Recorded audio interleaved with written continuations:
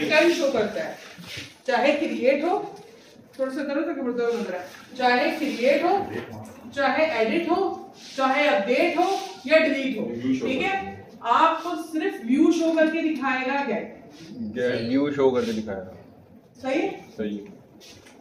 Button पे click होने के बाद कोई भी एक्शन अगर परफॉर्म करना है, फर्ज करें ये जो आपके पास एक्शन है इसका नाम है आई एक्शन। अच्छा, आई एक्शन क्यों? क्योंकि कोर पढ़ रहे, पहले एक्शन होता था तो उसके आगे इन्होंने सिर्फ आई लगा दिया। कुछ चीजें ऐसी हैं जैसे एसिंक अवेट। एसिंक अवेट पता है क्या होता है? कोई भी मेथड, मैं वर्बली बता रही हूँ। एसिंक अवेट ऐसा होता है कि सिंक्रोनाइज तरीके से आपका पैरेलल वे में डाटा देखें, फायदा होना चाहिए ना।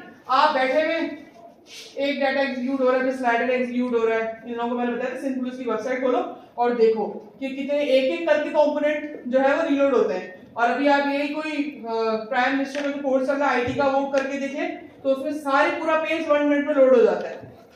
समझ आ रही है चीज? तो एसिंक और अवेट ये वाला काम करता है, पैरेलल एग्जीक्यूशन करवा रहा होता है। सही डाउनलोड हो रहा है?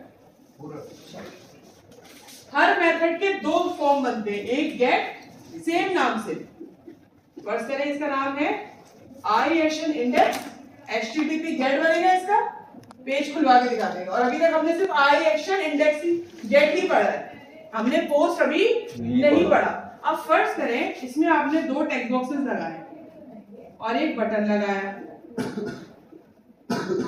सही है। आप कह रहे हैं इन दोनों में वैल्यू जाने के बाद बटन पे क्लिक करके कोई एक्शन परफॉर्म हो, कोई एक्शन परफॉर्म हो। परफॉर्म होने से मतलब इको हो जाए, परफॉर्म होने से मतलब आपका जो है वो डाटा कहीं जगह पे जाके सेट हो जाए, कुछ भी एनीथिंग जो आप चाह रहे हैं वो एक्शन परफॉर्म हो, डेटाबेस में चला जाए। तो आपको क्या करना पड़ेगा? सेम आई एक्शन इंडेक्स का क्या बनाना पड़ेगा? एचटीटीपी पोस्ट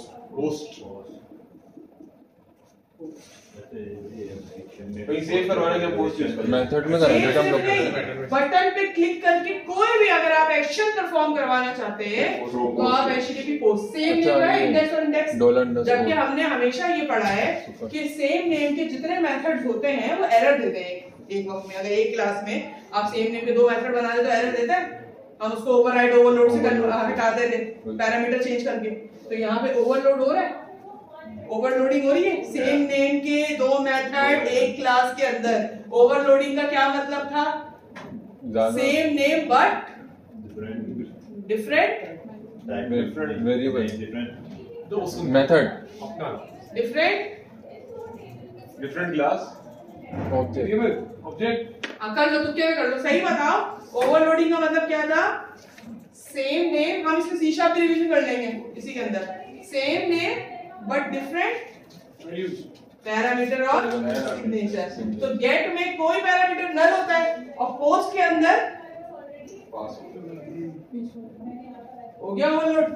आगे सी# काम इसमें डॉटनेट के अंदर समझ में आएगी चीज।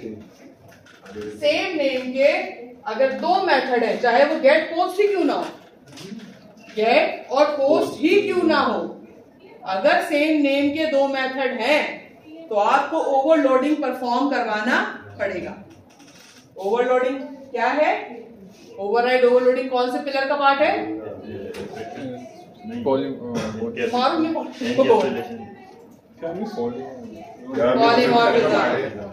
पॉलीमॉर्फिज्म का पार्ट है ओवरलोडिंग और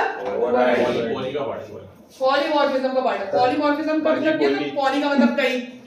तो पॉलीमॉर्फिज्म के पार्ट को हम इसके कंस्ट्रक्टर में यानी कि कंट्रोलर में आके हम इंप्लीमेंट करते हैं। आज बहुत हल्का चल रहा है, ये फिल्मी लग रही है वाकई में। MCC.NET कोर के अंदर जो इंपॉर्टेंट चीज होती है वो होती है मिडलवेयर। लारा में मिडलवेयर पढ़ा होगा। मिडलवेयर क्या होती है? सिक्योरिटी पर्पस के लिए दिया जाता है। मिडलवेयर का मतलब ये है कि मिडलवेयर ना आपके राउट को सिक्योर कर रहा होता है। PHP में क्या होता है? आपको फॉर्म का पेज खोलना है, आपको URL पे जाके लिखना होता है form.php है, तब तो 2 मिनट में क्रैक करेगा इसको। ये फाइल हो जाएगी। आजा